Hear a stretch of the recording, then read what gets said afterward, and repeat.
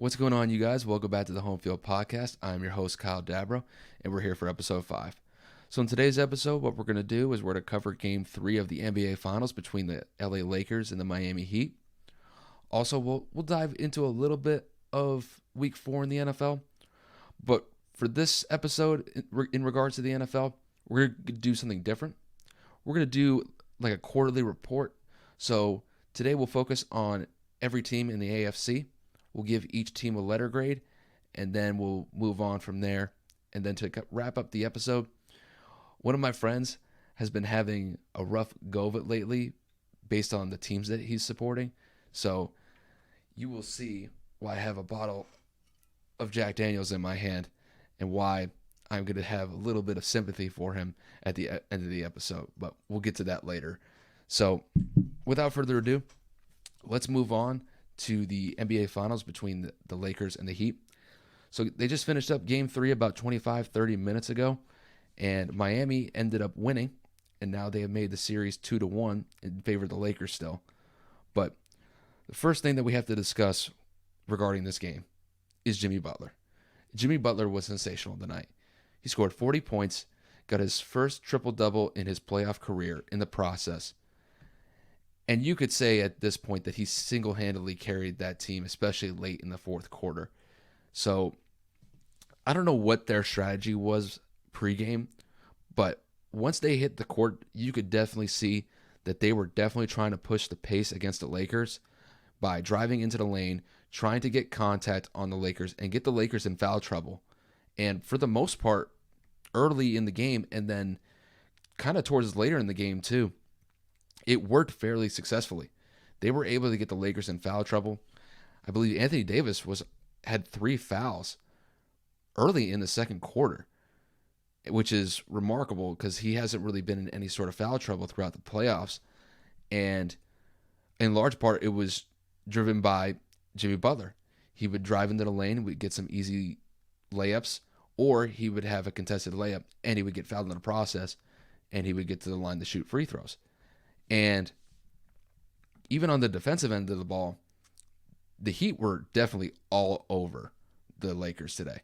So the one thing that I think the Heat finally made an adjustment to compared to the first 2 games of the finals was that they were finally able to slow down Anthony Davis. Because in the first 2 games of the finals, they really haven't been able to do anything much against Anthony Davis. Anthony Davis has scored 30-plus points in the first 2 games in the finals. So in Game 3, what they ended up doing was whenever Davis would get the ball, they would essentially trap him, whether he was in the paint, whether he was at the top of the key, and they really would make him uncomfortable. So whenever he got the ball, they would drop 2 Heat players on him, and Davis would either have to kick it out, or if he tried to dribble, when you have that trap set there, it is much easier to get a steal from that. And they were able to capitalize off of a couple turnovers from Anthony Davis and LeBron James to an extent as well. So the Lakers, they had a struggle in the first quarter. They turned the ball over 10 times in the first quarter. I mean, just to put that into perspective from Game 2, they only had 9 turnovers the entire game. So the Heat were able to get 10 turnovers in just the first quarter. And then later in the game, they were able to get the Lakers into more turnover trouble, but we'll get there in a minute. So I really thought, though, that the Heat, once again, they started off very well in the first quarter, but they couldn't maintain a lead against the Lakers despite the Lakers being in foul trouble and turning the ball over as much as they did. So at the end of the first quarter, I think the Lakers had it within 3 points. I think it was 28-25 at the end of the first quarter. And then the second quarter was back and forth, but I think the name of the game for the Heat was you have to make this a scrappy, hard-fought game against the Lakers. Because I think they know, based on their personnel that they have, that there's no way that they can outshoot the Lakers. They're going to have to play good defense, and they're going to have to make good shots, whether it's from in the paint or if they get good kickouts and get decent looks for their three-point shooters and be able to knock them down, they can win that way too. But for the most part, they have to make it a scrappy game. And in Game 3, they were really able to achieve that. So, I mean, moving on to the second half, the Lakers were really never out of it. the Heat would make a run. I think the Heat were up at one point by 11 points early in the third quarter. But once again, the Lakers were able to close the gap. And even going into the fourth quarter, the Lakers were only down 5 points. And then as the fourth quarter started, the Lakers actually got out to a hot start. And at one point, they were up 91-81 with about 9 minutes left in the fourth quarter. And then after that, the Heat just took off. Whether it was Tyler Hero making clutch buckets, whether it was Jimmy Butler knocking down shots. They even got Kelly Olynyk, who was coming off the bench for the most part in this series. He put up decent minutes this game and was able to knock down a couple three-point shots to help the Heat extend their lead over the Lakers. And in the end, the Lakers turned the ball over too many times. I think LeBron had 2 or 3 turnovers late in the fourth quarter, and most of those were traveling. So the Heat defenders were really good to lock down on LeBron and Anthony Davis as well, because they really didn't have much of an impact about halfway through the fourth quarter. And the Heat were able to knock down their shots and able to get contact and get to their free throw line, and it worked, especially Jimmy Butler and Tyler Hero, especially at the end. They did a great job, and I can't say enough about Jimmy Butler in this game. He showed up when he needed to. He played 45 minutes, which is just ridiculous. The guy essentially played the entire second half without taking a break. And the Lakers didn't have an answer for him, whether they put KCP on him, whether they put Markieff Morris on him, whether they switched LeBron on him a couple times, or even Alex Caruso. There was really no match for Jimmy Butler, and he took advantage of every matchup that he had against him and led the Heat to a great win. So moving forward, I think for Game 4, I think the Lakers are going to take this loss pretty hard. I don't know what LeBron is saying in the post-game interviews right now, but if I had to say, they're going to look at the film session tomorrow and look at this, and they're probably going to be discussing about how many turnovers that they gave up. And that's really the one thing I'm going to focus on with the Lakers here. The Lakers have way too many turnovers this game. I mean, it's one thing if you turn the ball over 10 times in one game. I mean, that's okay. Obviously, you want to limit your turnovers as much as you can, but they had 10 turnovers in the first quarter. You can't have that. And at the end of the game, they had 20 of them. So the game ended up being about a 10-point game. I think Miami won the game by, let me look up the score real quick. I forgot what the score was.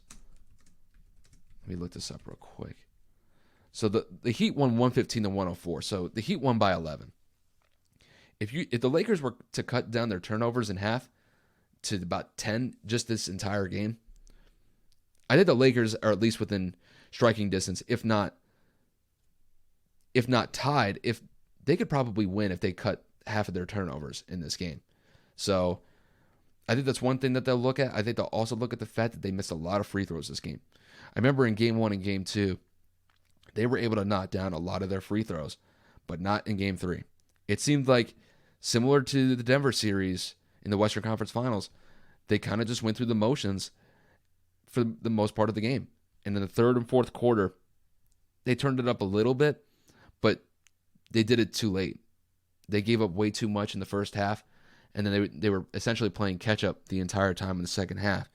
So I think for the rest of this series, I mean, I had the Lakers winning this series in 5, and as of right now, that prediction still looks pretty good. So for Game 4, I think if the Lakers are able to reestablish some sort of space for Anthony Davis, if they're able to get better looks for him, LeBron, and if they get decent bench player production, I think they'll be fine. So I think for Game 4, I see the Lakers bouncing back in a big way. I don't think it's going to be like a 30-point drubbing like they did against the Heat in Game 1. I don't think it's going to be like that. But I think they'll probably turn out a good game. I think they'll be able to play some better defense. They'll probably slow Jimmy Butler down a little bit more. But I will say this, though, for the Lakers. They're going to have to watch out if Goran Dragic and Bam Adebayo come back. Those two will definitely be game changers.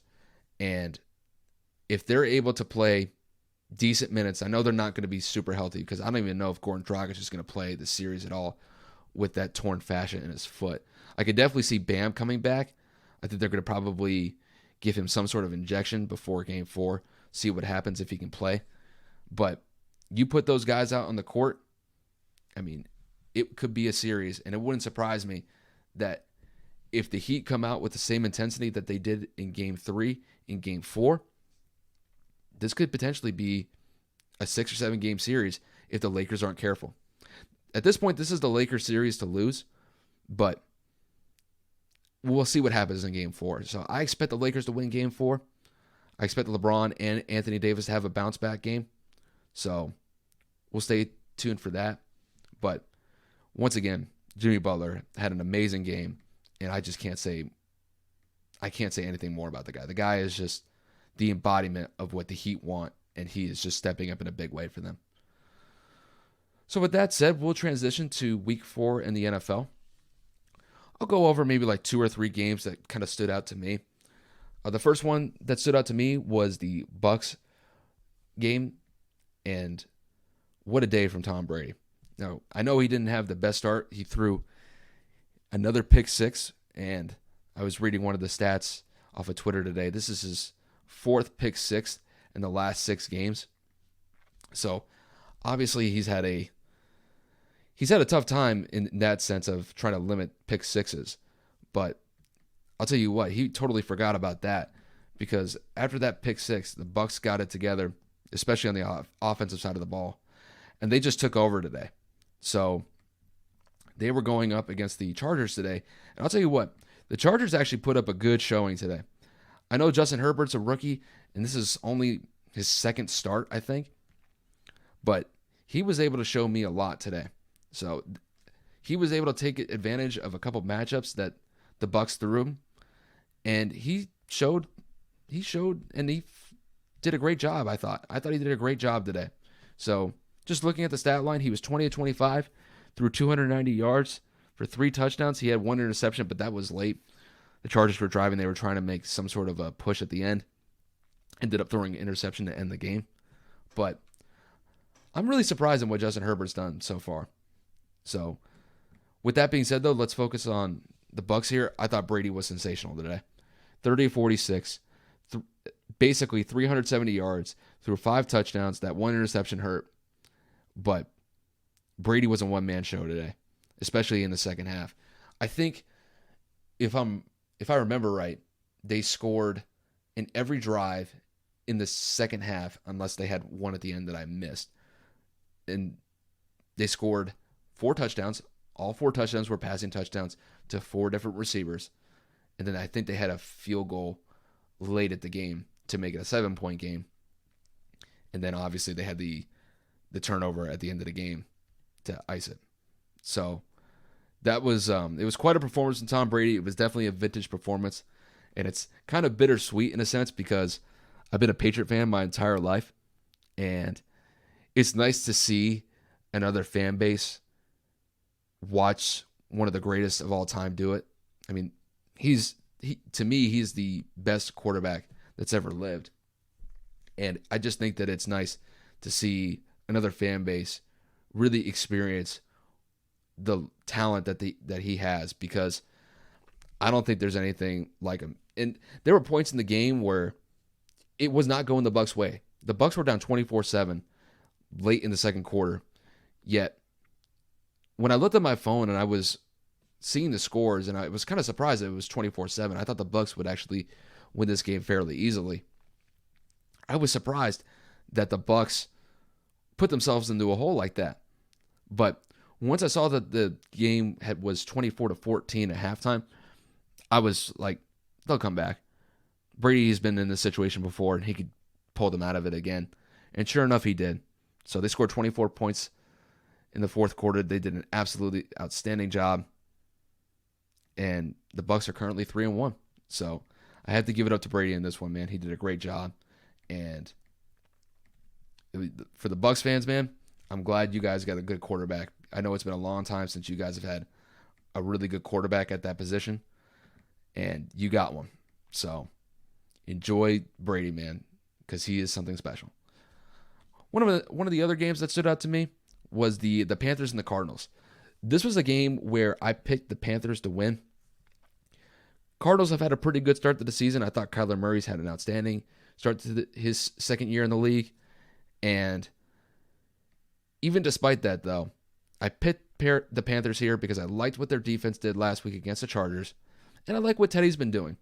Even despite the fact that Christian McCaffrey is out for the foreseeable future, it didn't stop the Panthers from running the ball with Mike Davis. Mike Davis had another good day on the ground. And just looking at Teddy Bridgewater's play, man, he's been really good. He's been really consistent. He was 26 at 37, threw 276 yards, had 2 touchdowns, had 1 interception. But in the end, it didn't matter. They were getting great production from Teddy Bridgewater. He even got a rushing touchdown today. So I think moving forward, I think the Carolina Panthers are going to be an interesting team. I think obviously when they get Christian McCaffrey back, I think they'll definitely be a threat in the NFC South. We'll definitely see what the Saints are able to do, because right now the Saints are 2-2 alongside with Carolina, and then the Bucs are currently at 3-1, so they are leading the division at this point. But it'll be interesting to see if the Panthers can continue their success with Teddy Bridgewater. So I like this team. I like this team moving forward. And they can at least make some noise in the NFC South. I don't know if they'll end up winning the NFC South. I think it's going to be a 2-headed race between the Saints and the Bucs. But the Panthers can definitely play a spoiler here in the next couple of weeks. So we'll definitely keep an eye out on them. So, and then the last game that kind of stood out to me today was the Cowboys and the Browns. Now, for this game, I picked the Cowboys to win. And I was pretty confident in that pick just because I thought that even when they lost to the Seahawks last week, at least Dak showed me that, you know what, you never give up. Whenever you're down multiple possessions, you at least try to make a comeback. And I thought the Cowboys at least tried to make that comeback against Seattle last week, and it showed me a lot, even despite the fact that their defense gave up, I think it was 5 touchdowns to Russell Wilson last week. I thought that they would improve upon that. Well, Baker Mayfield walks into town, and it looks like the second coming of Tom Brady. I mean, they were outstanding. The Browns were outstanding today. I know Baker only had 2 touchdowns, only had 165 yards passing, but I mean, they looked great, and they chopped up the Cowboys defense. I mean, it was spectacular. And not only that, Kareem Hunt on the ground was sensational, had 71 yards rushing, had 2 touchdowns, and of all people to be running the ball well, Odell Beckham had a nice day on the ground. He only had 2 carries, but one of the carries was for 50 yards, and it was his 3rd touchdown of the game. So I was just surprised at the Cowboys defense. I mean, they gave up 30 points in the first half to the Browns. And they weren't even able to pick off Baker Mayfield once, who was a turnover machine so far in his career. So this to me really shows for the Cowboys, this is not a Dak Prescott issue. This is a defensive problem. Because Dak, for the most part, has to dig them out of the hole that their defense puts them in pretty much every game. And until really Dallas fixes this situation with their defense, they're going to go the same record that they always usually go. They're going to be somewhere in between 7-9 and 9-7. I mean, outside of the first week, I mean, they gave up 20 points in the first week. But since then, they gave up 39 to the Falcons. They gave up 38 to the Seahawks. And then they essentially gave up 50 to the Browns today. I mean, they're giving up almost 40 points a game. There's no way you're going to win any football games. Even if you score 35 points. When you're giving up over 40 points a game, you're not going to win football games. So they're 1-3 to start. And I think at this point, they kind of deserve to be at that point. So, and I kind of feel bad for Dak because he at least shows me that, you know what, we might be down, but we're never out. And look, I mean, just looking at Dak Prescott, I mean, he threw for 500 yards today. Most of it was makeup, but still, he threw for 500 yards, threw 4 touchdowns. The guy was pretty good as far as I can tell. It's their defense. Their defense needs to be improved. And until that happens, it's going to be more the same from Dallas. So, but good job with the Browns today, man. I was really surprised that the Browns almost put up 50 points today. So, I'll give them credit for that.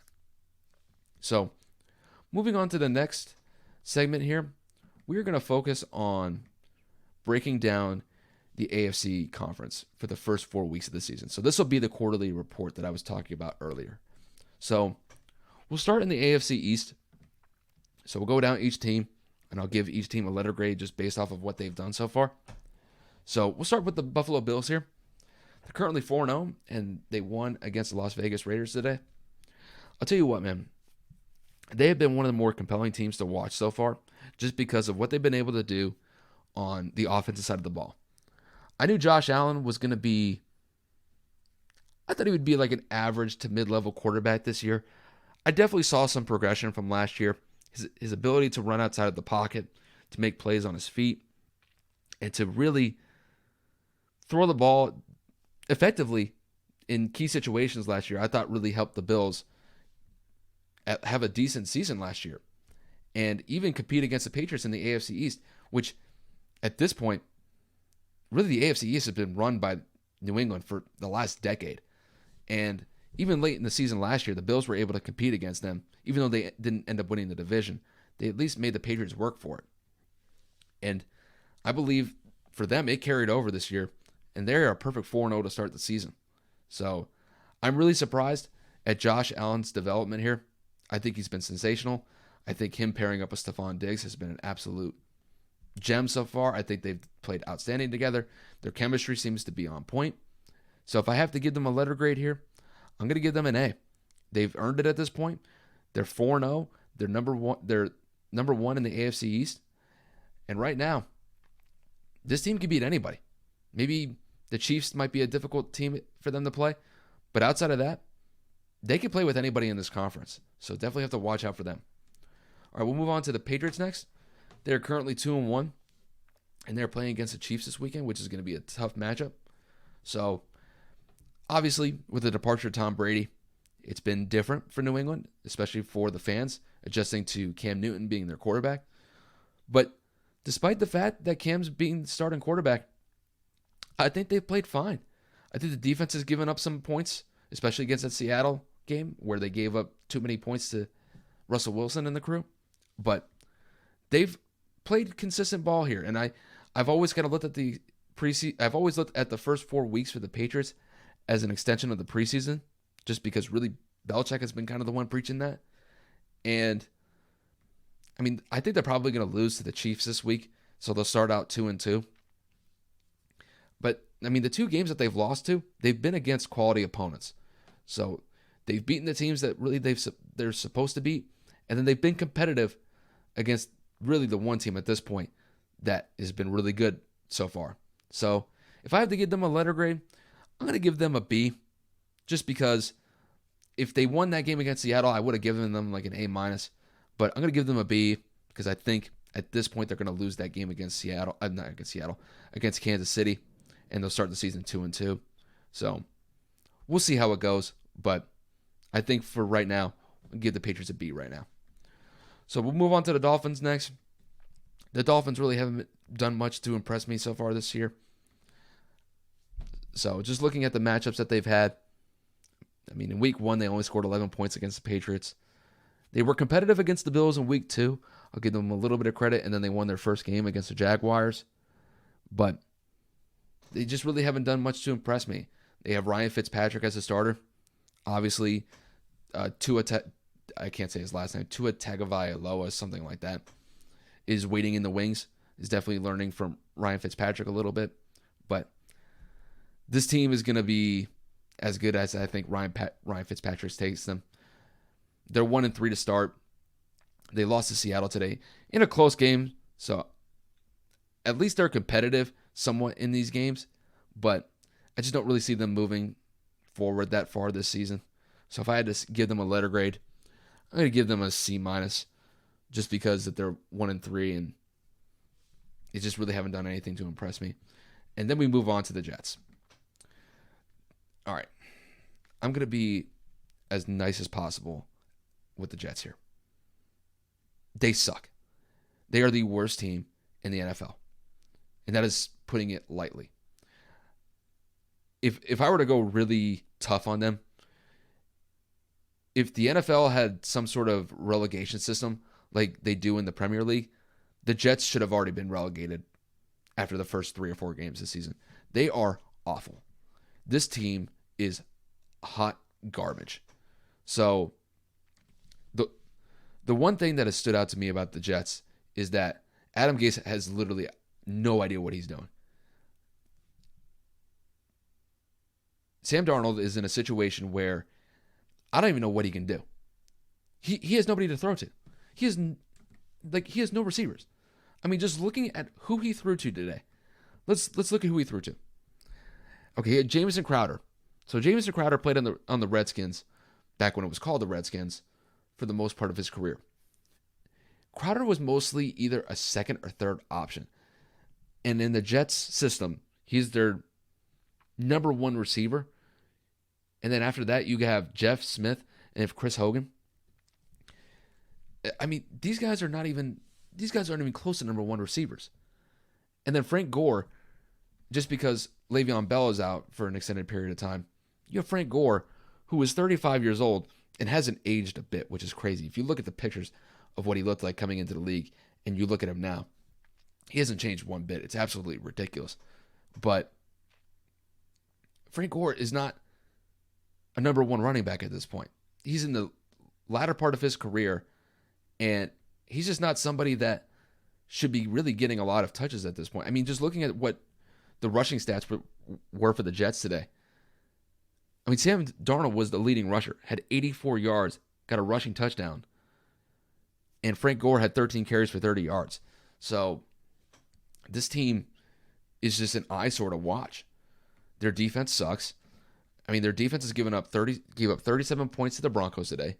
They gave up 36 to the Colts last week. And then 2 weeks ago, they gave up 31 to the 49ers. I mean, this team is hot garbage. And it wouldn't surprise me if Adam Gase loses his job. I think at this point he should, whether it's in the next couple of weeks or at the end of the season. But this team will be lucky to win 2 or 3 games this year. And I'm just looking at their schedule. I think really the only games that they might win are against the Dolphins and that might be it. I really think the Dolphins are going to be the only team to beat. Maybe the Chargers, just because that they'd be going up against a rookie quarterback. They play the Cardinals next week. There's no way that the Cardinals are losing to them. The Cardinals are a far superior team to the Jets. And yeah, I mean, I think at this point, the only team that they could beat are probably the Dolphins. That's it. They're not beating the Chiefs. They're not beating the Bills. And they're not beating the Raiders. So, yeah, it wouldn't surprise me if the Jets end up with the number 1 pick after this year, because they have been absolutely atrocious. So if I'm giving them a letter grade, it's an F, and it's not even close. So we'll move on to the AFC West right now. So now that it's actually be kind of refreshing because you actually talk about a good team here. We're going to talk about the Kansas City Chiefs. Chiefs have been 3-0 to start the season. As per usual, Patrick Mahomes has been sensational. All the skill position receivers have been outstanding as well, with McCole Hardman, Tyreek Hill, Travis Kelce coming up big in every game that they play. Their defense has been spectacular so far. They've only given up 60 points so far. They'll go up against New England, and I expect them to probably score another 30-plus games. Not 30-plus games, 30-plus points in this game. So if they start off the season 4-0, I'm going to give them an A+. They're the Super Bowl champs. They've lived up to their Super Bowl pedigree, and it wouldn't surprise me if the Chiefs keep on playing this way. They're the cream of the crop in the AFC, and I don't see really anybody slowing them down except themselves. They're really their own enemy at this point. So Chiefs A+, and it's not even close. All right, so we got the Raiders next. The Raiders are currently 2-2. I actually thought that the Raiders started off the season pretty well the first 2 games. However, they've dropped the last 2, with both of them being against AFC East opponents in the Patriots and the Bills. So I like what John Gruden's done. I think they have a decent culture out there that's set up in Las Vegas. And I think it'll be interesting to see where this team goes in the next couple of weeks. They have some tough matchups. They have the Chiefs next week. They have the Bucks after that. And then they play the Browns and the Chargers. So if the Raiders live up to somewhat like they've played the first 2 weeks of the season, I think they'll be okay. I think they can tread water here, but they have a tough road for them the next couple of weeks, and it wouldn't surprise me if this team starts to really take a slide in these next couple of weeks. But we'll see how it goes from here. If I had to give them a letter grade at this point, I'm going to give them a C+. They looked good in the first 2 games, but they dropped off pretty significantly in the last 2 weeks. So they're 2-2. We'll see where they go from here. So with the Broncos are currently 1-3. Really, the Broncos have been hit by injuries. That's really the one thing. Drew Lock was hurt. I think Cortland Sutton's out for the year. I believe he tore his ACL.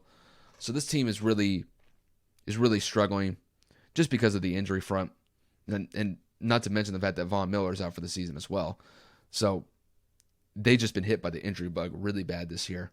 So looking at their games, though, I mean, outside of the Bucs game, they've been competitive. I mean, they beat the Jets last week. They were competitive against the Steelers, and they almost beat the Titans. So they're currently 1-3. I just don't see this team going anywhere special I just don't see this team really going anywhere this year because the injuries have really bogged them down this year.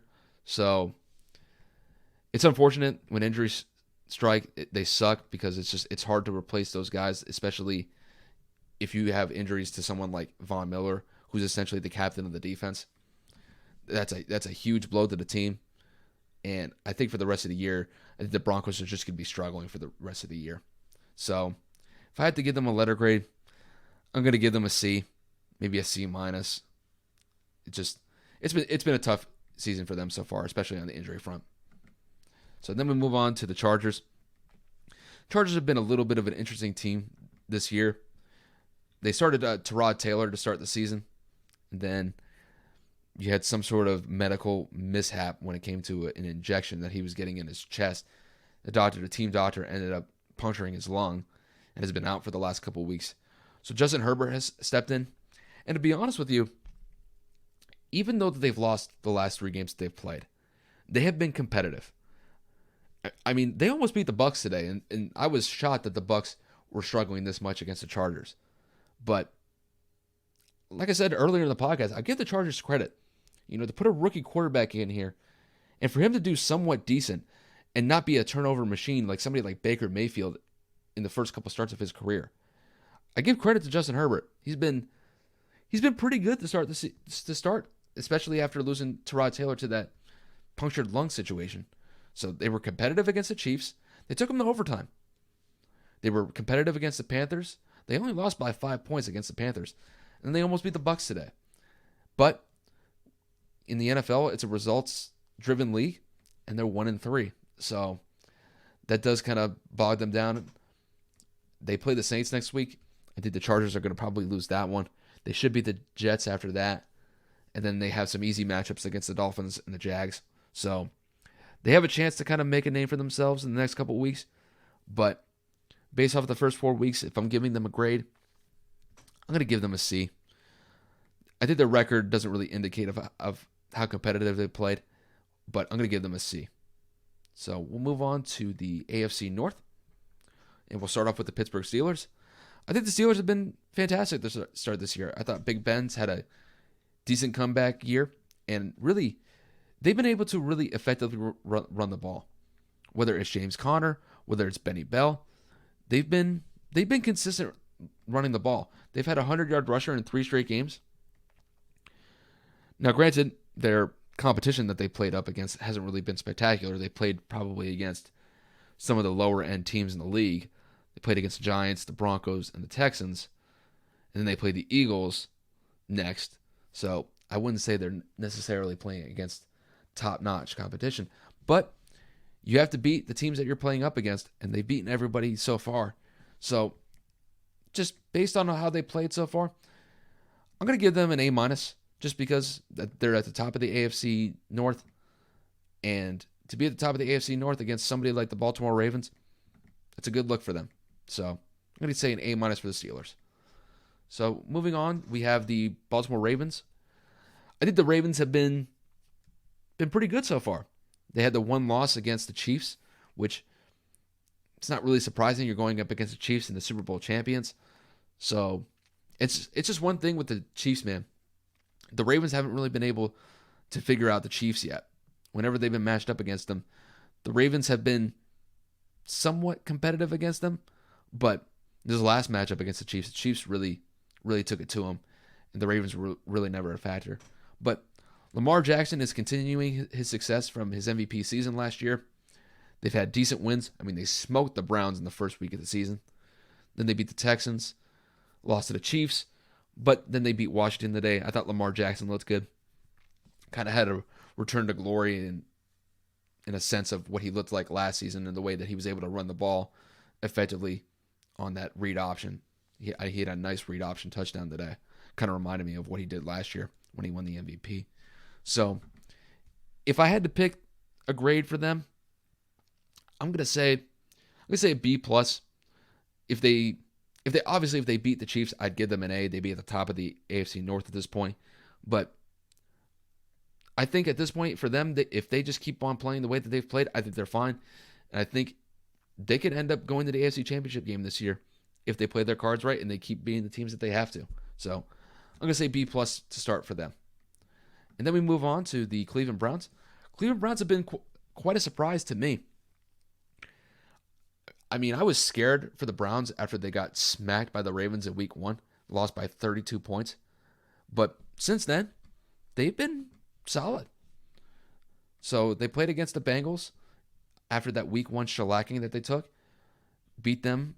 Then they beat Washington the week after that, and they beat the Cowboys today. And you can kind of make the same point that they really haven't played against top-notch competition like I was talking about with Pittsburgh earlier. But you play against the teams that you're matched up against, and they're 3-1 to start the season. Now, they will have some tougher matchups. So they have the Colts next week. They have the Steelers the week after that. Then they have another divisional game against the Bengals. And then they play against the Raiders in the beginning of November. So, to my surprise, they've been playing consistent. Baker's not turning the ball over as much as he has. And I think if they continue to play the way that they've had, I think they'll be okay. So, I think similar to the Ravens, I want to give them a B+, but I'm going to give them a B just because I think the Ravens are the better team. So, I'm going to give the Browns a B for the first quarter of this season. And then we move on to the last team in the AFC North. We have the Cincinnati Bengals. So, they are currently 1-2-1. So, with Joe Burrow being the starting quarterback, he's a rookie. He's had his first 4 starts in the league, and I think he's been okay. I think when you go into a situation as a number 1 pick, obviously the Bengals had a terrible season last year, and they don't necessarily have a lot of talent really on the offensive side of the ball outside of Joe Mixon and A.J. Green. But Joe Burrow has been playing somewhat decent. So he hasn't really been turning the ball over much. He had a decent game against the Bengals today, against the Jaguars. So they ended up getting their first win of the season against them. I mean, he was 25 of 36, threw 300 yards and had a touchdown. So not only that, Joe Mixon had a decent day in the run game too. So I think really the best thing that I could say for the Bengals is just make sure that you protect Joe Burrow moving forward. If they're able to do that, I think they'll be fine. Obviously, I think the Bengals are looking towards the future here. And at this point, Joe Burrow's main goal is to just keep developing for the quarterback for the Cincinnati Bengals and see where it goes from there. So for their grade, based on what they are, they're 1-2-1.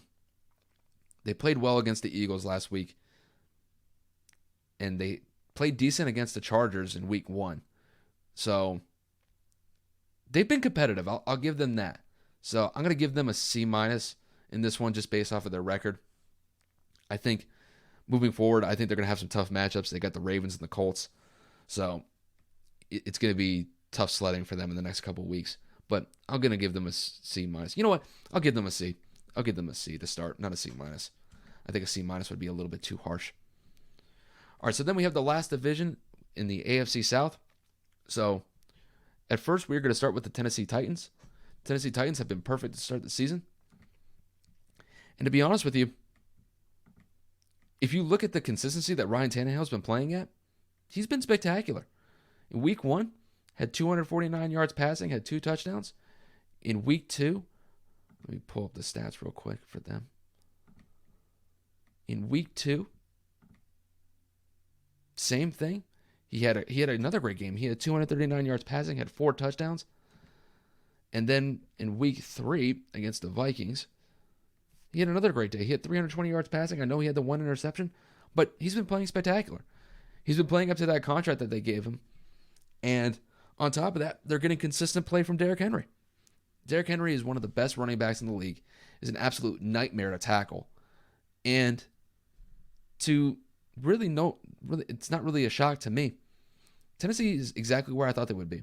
At the top of the AFC South, and they're going to vie for that top spot against the Colts. So it'll be interesting to see where this division goes. I think it's really a two-headed race between the Colts and the Titans.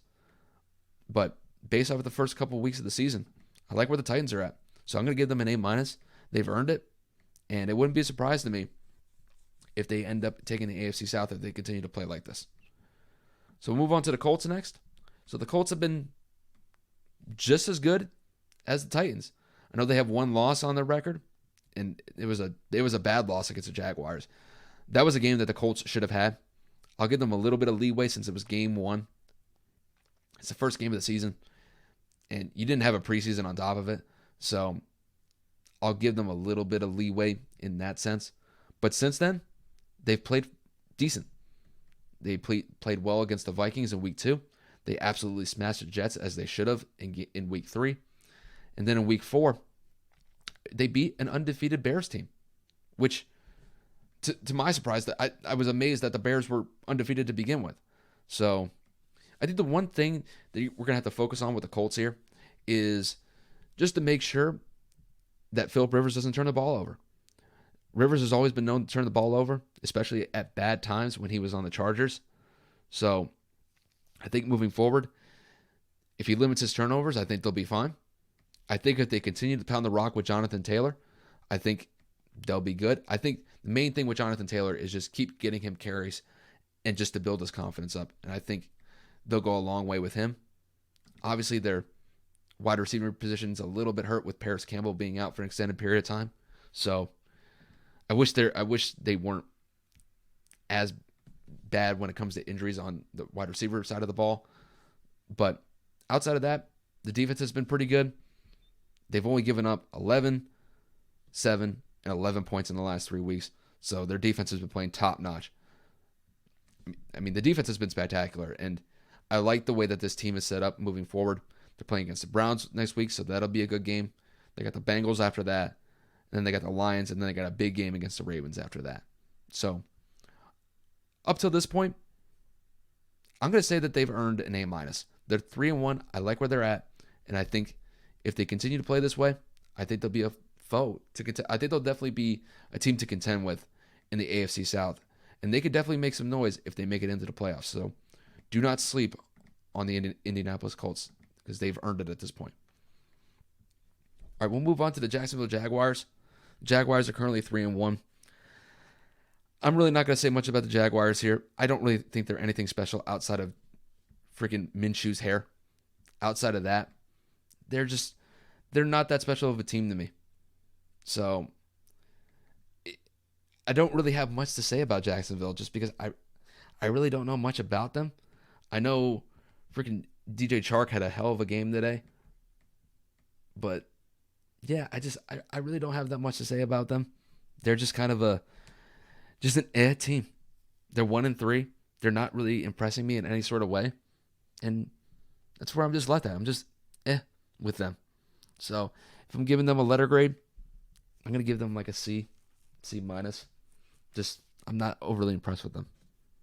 So now this one's going to hurt me a little bit just because I don't like this team, but I like the quarterback.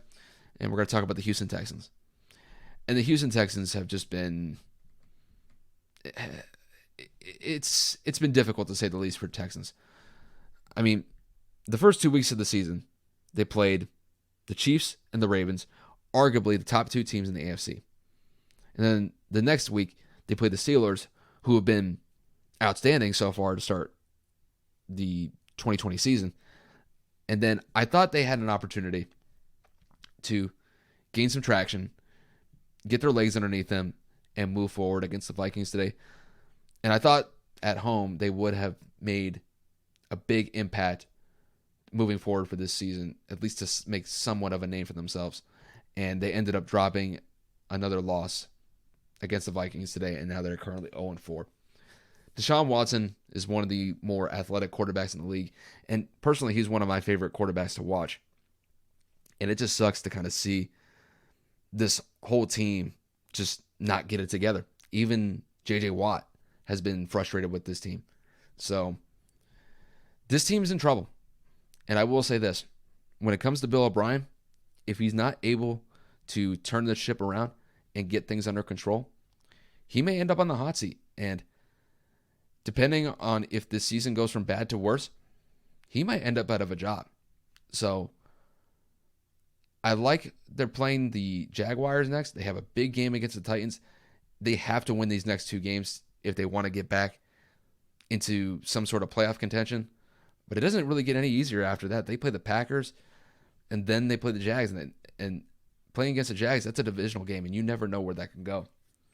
But based off of the first 4 weeks of the seasons, as much as it hurts me to say, I got to give them a D. They're 0-4, and they're lucky I'm not giving them an F. But they've been competitive in the last two games. They just haven't been able to win them. But I'm going to give them a D here. So I don't like giving that grade to them. I like Deshaun Watson, but it's just it just sucks to see the Texans not playing as well as they should have been. So that'll wrap up the AFC. We'll dive into the NFC report card on the next episode later in the week. So definitely stay tuned for that. And then we're going to wrap up the episode with a little bit of sympathy for one of my friends from college. My friend Brandon Grant has had quite a tough road these last couple months when it comes to the teams that he's followed. So Brandon is a Giants fan.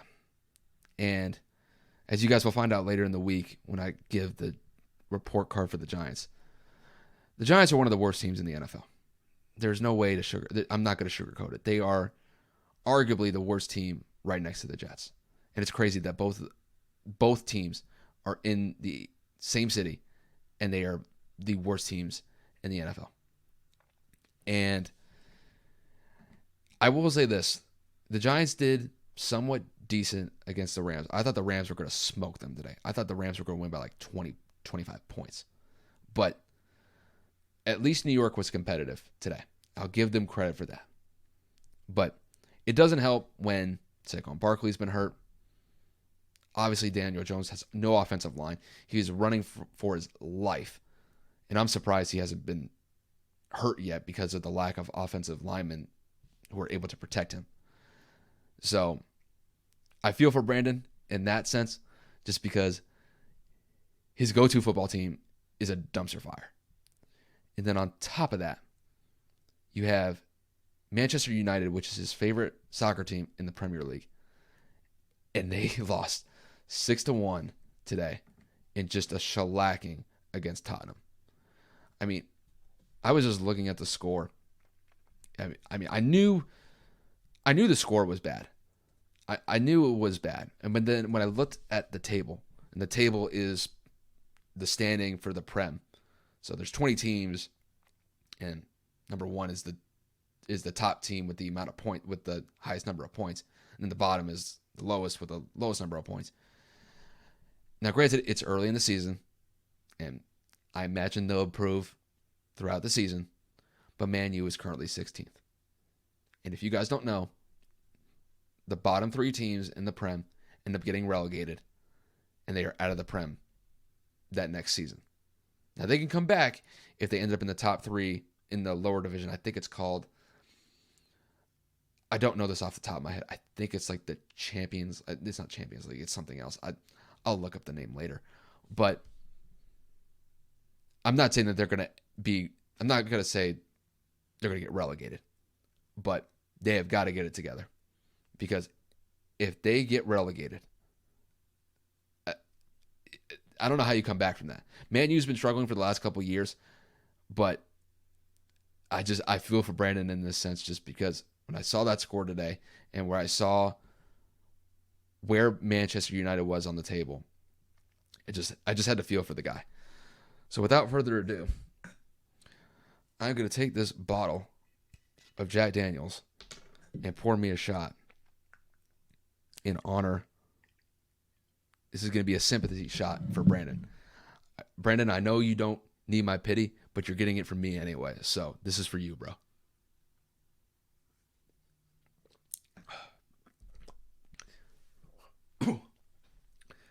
Well, I think this will be a good way to end the podcast. So with that said, we'll wrap up the episode, and I appreciate you guys listening in, and we will be dropping the next episode for the Home Field Podcast later in the week, so definitely stay tuned for that. Like I said, we'll go over the NFC report card.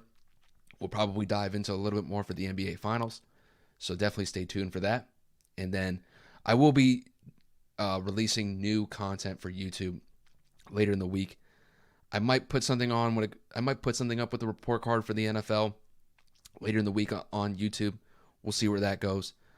But you're definitely going to get 2 episodes from me this week here, and then additional content on YouTube on top of that. And then you guys can follow the Home Field Podcast, whether it's on Instagram, Twitter, or that YouTube page.